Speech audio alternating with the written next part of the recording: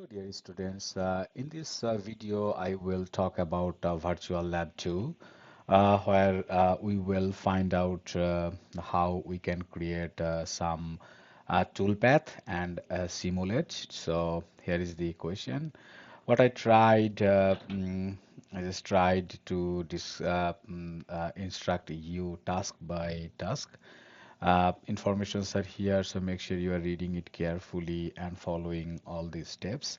But at the same time, I'm also going to help you through this video so that even if you have some questions, that video can help you. So without further ado, let's start. Okay, so first of all, we would need to launch the Robot Studio software. I believe you will get Robot Studio 2024. So let's start with that one, and then the robot you would need to take is IRB 260012KZ 1.65. So you need to remember that number. That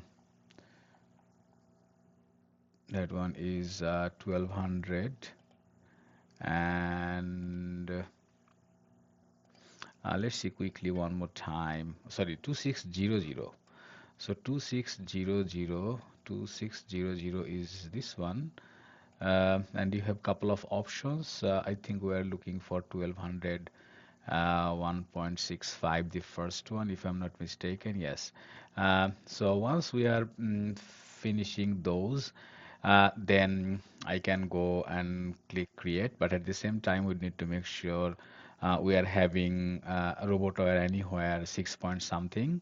If it is not there, then I can quickly show you how can you download. I know I promised in my first video, but I forgot to mention. Now I can quickly show you. If you don't have the 6 series or version 6 controller, how can you quickly uh, so yes, you will see that one. Maybe I'm going to take this. So yes, how can you quickly download that controller? So if you go add ins, then you will see RobotWire for Omni code, that is like the updated one every time. But this one is, if you go to the right side, you see for my case it is added. For your case, if it is not added, then you need to click add and apply or confirm something. Then it will take a couple of seconds and it will be added to your software. And once it is added, then you should see that sign, the term added here. So okay, let's go back to home. So we got the robot we were looking for, and then the next one is we would need to import library equipment gallery.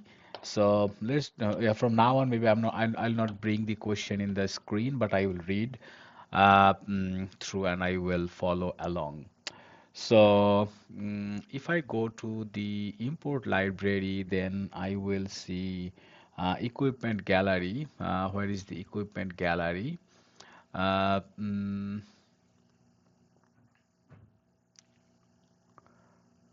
let's see. Yeah, so here actually arc welding equipment. If you and we need AW GAN P, AW GAN P SF25 like this one. So yeah, that is a fun part when you are bringing that piece. If you need to make sure you are in the home and under layout, then you will see the GAN is here, which may be invisible when you are importing it for the first time. To make sure, you can quickly do the right click on the robot and you can make the robot invisible, and then you can see, okay, so your the welding gun is here. So let's bring the robot back. Now the fun part is you would need to click on the AW gun. You just drag and drop on top of the robot. Then it will ask you a question. Do you want to update the position of AW gun? And you can say yes. Then basically the gun should go at the tip of the robot. So, so that's what I wrote. Attach the tool to the robot. That's how you can attach any tool to the robot. Now the next step is we need to create geometry as described. So we need to go to modeling. So this is the modeling, and I would need to go to solid, and I need to create the box. Then you need to give the corner point. The corner point number is already given in the question. I'm really going to read that one, which is 800. The y value is negative 400, and z value is 0. So I'm not changing anything.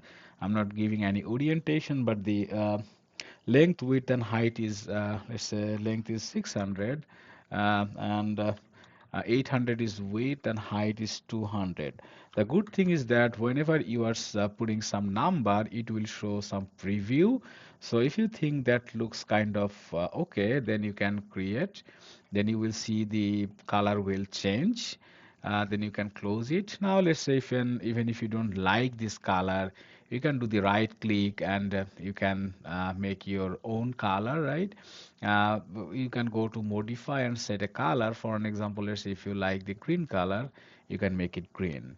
So that's how you can do that part. Now once you are done creating a solid box, then the next one is you need to create the toolpath. Now we need to be still under home tab, and from there we can go to path and create an empty path. So you will see the path will always be under the paths and targets tab, and yeah, we have, so it is a default name as path 10, but let's say if you want to change the name of the path, you can do from here. For now I'm leaving as path 10. And then you will see once you are creating the empty path, you will see the teach instruction. This will be alive. Now, what you can do before even creating anything, maybe what I can do, I will go to move and rotate this one, and I can click this one. Then you will see it will allow you to move any direction, and you see you can even do rotation, linear movement. Okay. And I would need to make sure I am still in the home tab, so that it is not creating any sort of error. So I can go to jump home, it is going there. Yeah, and couple of things I would need to make sure at this point. One of them is like this work into this work environment. You need to make sure I am clicking the snap edge. So you need to see which one is snap edge. Maybe this one, snap yeah, snap end is going to work, because the whole idea is I'm going to make four, I'm going to select four ends, and kind of making a full circle here. So if I just again click this one, and if I go here, and if I go there, okay, first of all, it is clicking. Okay, that's fine. That's fine.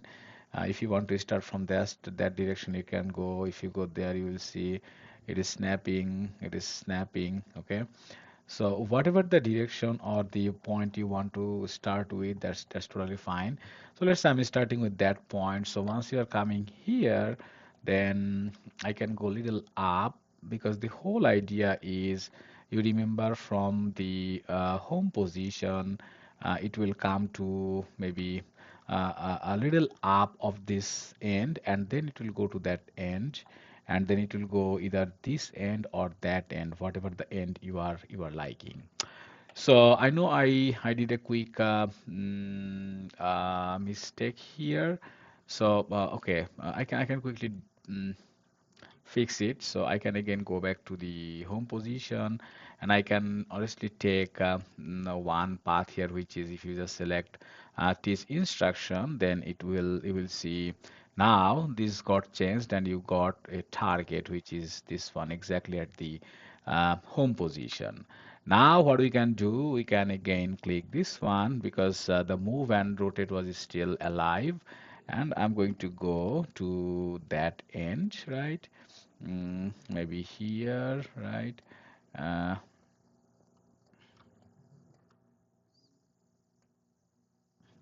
Okay.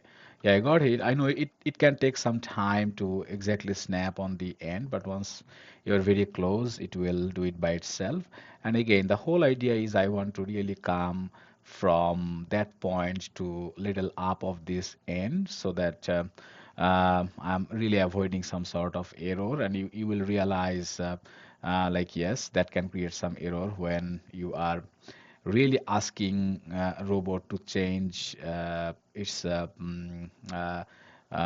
movement a lot from one direction to another. So it's always a good idea making robots life little easy. Now you see there is a preview, meaning robot will come from this location to that location, and then you can go there, and you will see, it is basically snapped. Yeah, still. Yeah, now I got it. Now this is another, yeah, every time you will see, and then now you can go to this location, make another teach instruction, okay. Then you can go to that location, teach instruction, yes. Then you can go to that location. Again, you see it is taking some sort of, yeah, it got, oh no. So,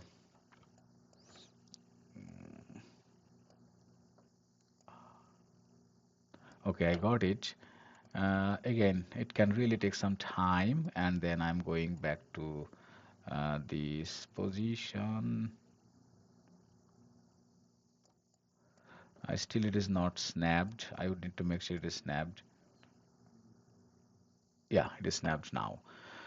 Okay, so we got a full circle tool path.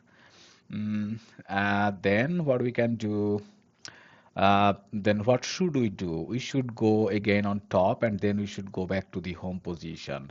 So there is a nice trick I usually follow because remember now, if you want to really go to that to any specific target, you can do that. So how can you do that? You can really expand the target and you will see, okay, whatever the toolpath you created. It will create a target itself and then it will create the toolpath. So so this is the and you see you can see those targets, but the nice part is if you do the right click and go to view tool at target or view robot at target, so then basically the whole robot will go there. Now, once it is selected, wherever you are selecting, the robot will go to that position and robot will do its job. Now, let's say now you got a full circle, but you need to go back to this position and then home. Then what can be an easy way to do that? You can simply drag target 20 and drop here. Then you will see it created another tool here, and you can take maybe target 10 and drag here. So that's how you got a full circle. So that once you are done, then you basically created the tool, the path. Now, before synchronizing or simulating, there is a quick way you can see if your tool path works. So to do that, under the path, you can do the right click and go move along the path. So if your robot moves along the path, that means you did a good job. But you see one problem I got, this is called like the robot configuration error. Meaning we tried our best, but still robot is not happy with some configuration. So to do that, another quick way to solve it, you can go and say auto configuration and you can say all move instructions. So if you do that, then what robot does internally, it will make sure like it is really changing configuration in a great way so that it can avoid those problems. So, and we will really talk a lot about the configuration error in the class, so no worries.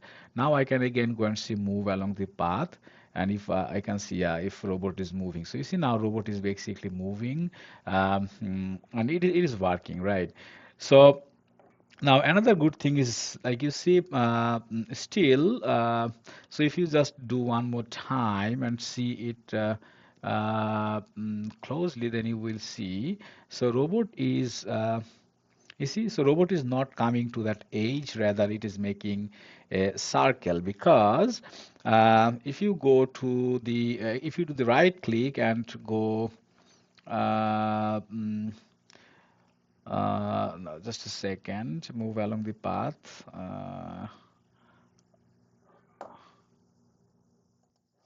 Okay, if you click, if you just select the first shift, the last path, then it will select all of them. Then you can do the right click and go to the edit instruction. Here you will see basically the speed is now 1000. Let's say you don't like that speedy, but then you can make it 500. And the zone is very important. Let's say you are making the zone fine, meaning now it will not create any sort of curvature or a circular thing. Rather, it will try to go to that specific edge. And you understand sometime for machining, you don't want to lose any position. So you want to cover all the area. So that's why you may need to do that. And then if you go to apply, then you will see the preview got changed. Now it is showing exactly on the edge, right? Now again, we would need to make sure when we're changing that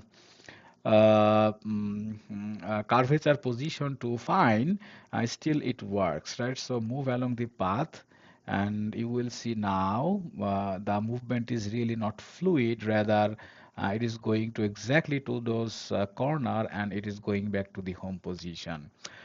So yes, once you are making sure your path is working, then basically you are done with the big task, which is task three, which is carrying most point of your question as well. Now you need to simulate the program as described. Now you need to synchronize it to rapid. So I can do the right click and you can see like synchronize to rapid. Then it will ask a lot of question. Then the easy one is I will just unmark and mark, meaning whatever the tool you are using, the tool and work object you are using should be selected, and you can click OK. So then, and you need to make the first point as your simulation entry point. So then you will see you got a simulation entry point at the same time. Yeah, I want to make sure I did it again. And you got now this one synchronized. Now let's see.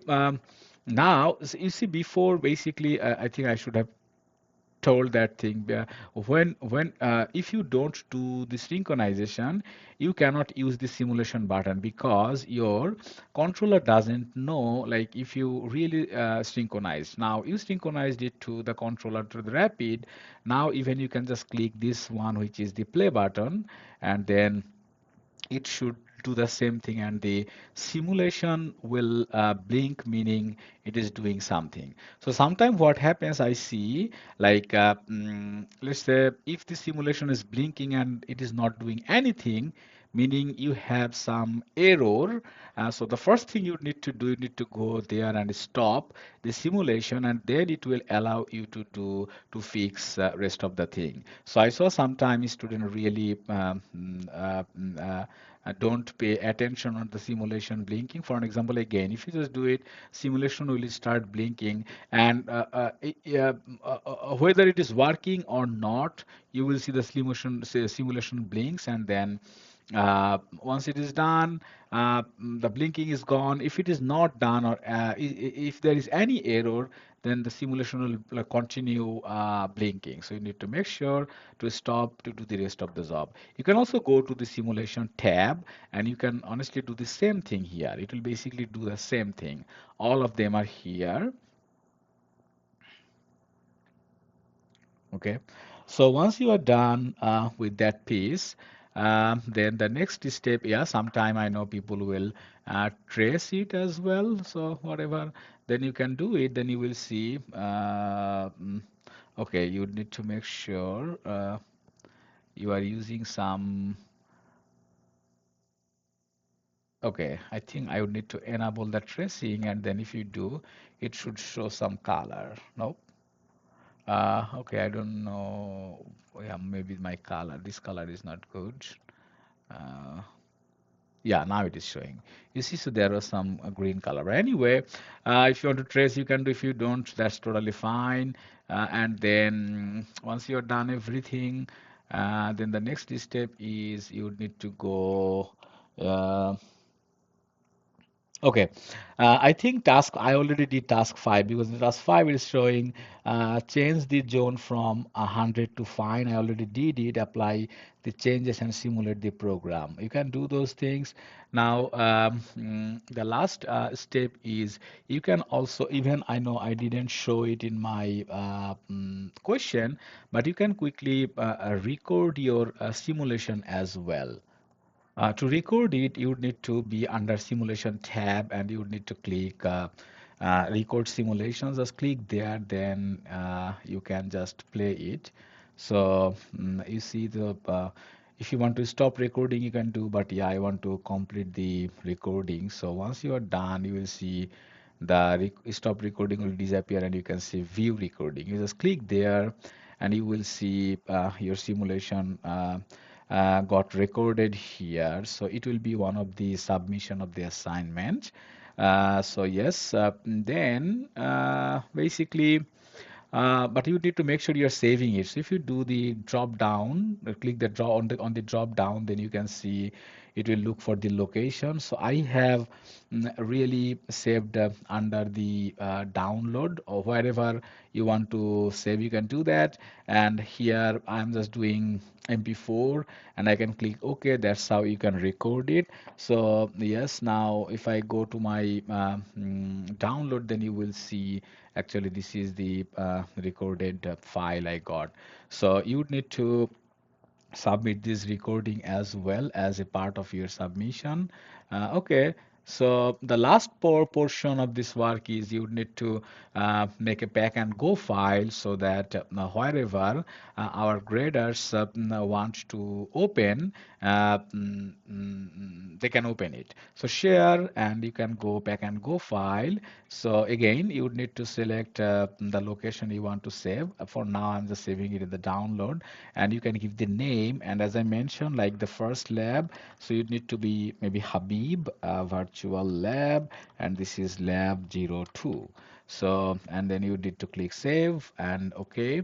Then it should show here. If you see here, then it is your virtual Habib virtual, what is that? Yeah, Habib virtual lab 02. You would also need to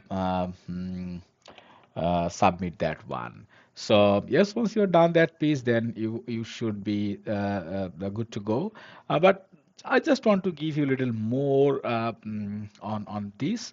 For an example, if you go to Rapid, then you will see like under the Rapid module 1, you will see whatever the toolpath you created, they basically created some sort of coding. I know we'll discuss a lot of coding, but just to give you some idea, like whatever you are doing, whatever the target you are creating, it will be stored somewhere, and your controller will use those information to process to make the toolpath, so on and so forth. So yeah, these are like some comment we can delete and we can still make it work. So yeah, you can come back to your project and you are all set to go, save it, and then, but basically you would need to submit mm, uh, the recorded simulation and at the same time pack and go file, then you are all set to go. I hope this helps. Thank you.